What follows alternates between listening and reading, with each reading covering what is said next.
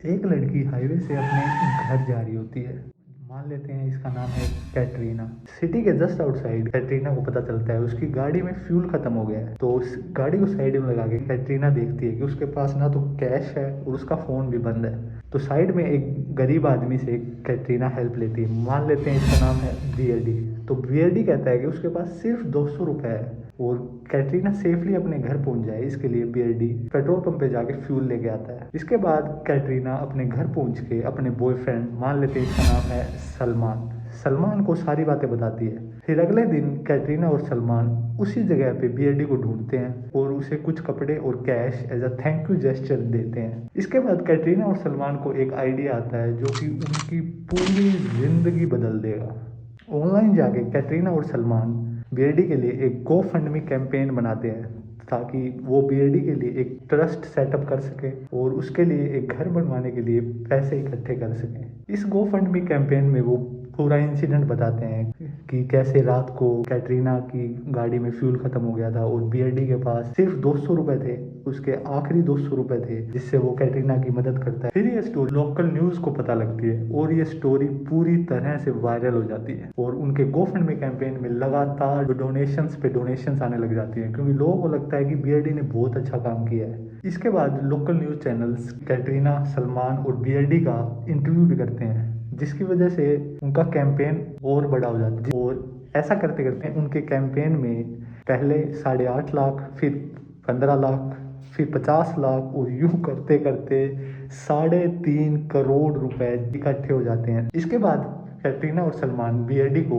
Donations के पैसों से एक आरवी वैन लेके देते हैं और उसे उनके घर की पार्किंग में रहने के लिए परमिशन दे देते हैं। सबको लगता है कि इस स्टोरी में सब कुछ सही हो गया है और इस स्टोरी की हैप्पी एंडिंग हो गई है। बट ऐसा नहीं है। तो कुछ महीने बाद एक रिपोर्टर बीएडी को रोड के साइड में कचरे में देखता है और दोबारा से उसका इंटरव्यू करता है और उससे पूछता है कि जो इतनी बड़ी डोनेशन मिली थी उन पैसों का क्या हुआ। तो उसके बाद बीएडी उसे बताता है कि उसे कभी डोनेशंस के पूरे पैसे मिले ही नहीं।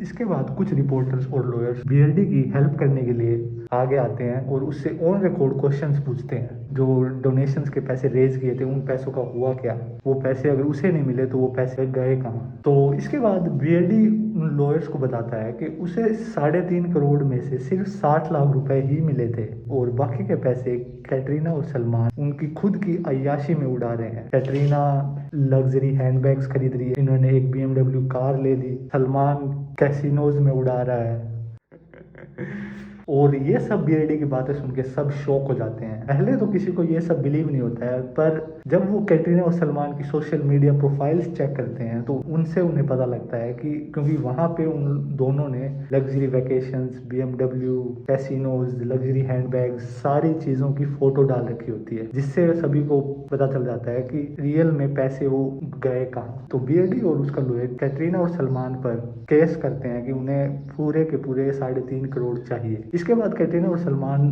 पैनिक मोड में आ जाते हैं और वो लोकल न्यूज़ में इंटरव्यू देने लगते हैं और बताते हैं कि ये बहुत बड़ी मिसअंडरस्टैंडिंग है, ऐसा कुछ नहीं है, 3.5 करोड़ में से उन्होंने एक भी रुपए खर्च नहीं किया है एंड ब्ला ब्ला ब्ला।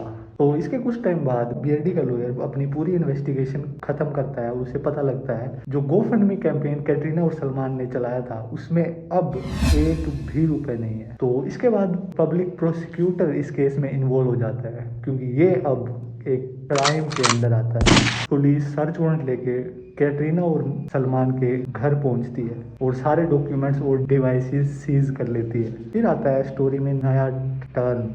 एक साथ रहने की बजाय कैटरीना और सलमान एक दूसरे पर ब्लेम डालने लग जाते हैं।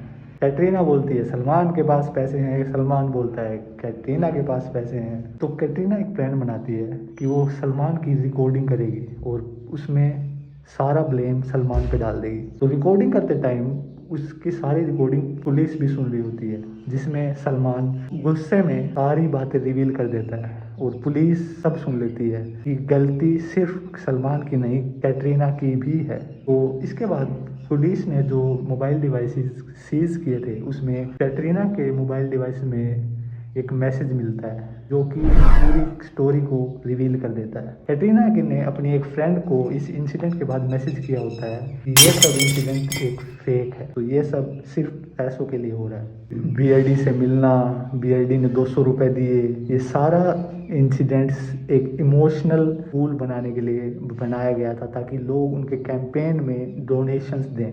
और उन्हें लगा था कि ये कैंपेन कुछ रुपए भी अगर वो इकट्ठे कर सके तो सही होगा। ये सब एक स्कैम था। अब अगर ये सब कुछ स्कैम था तो जो बीआरडी है वो भी स्कैम का हिस्सा था। तो उन तीनों को जेल हो जाती है।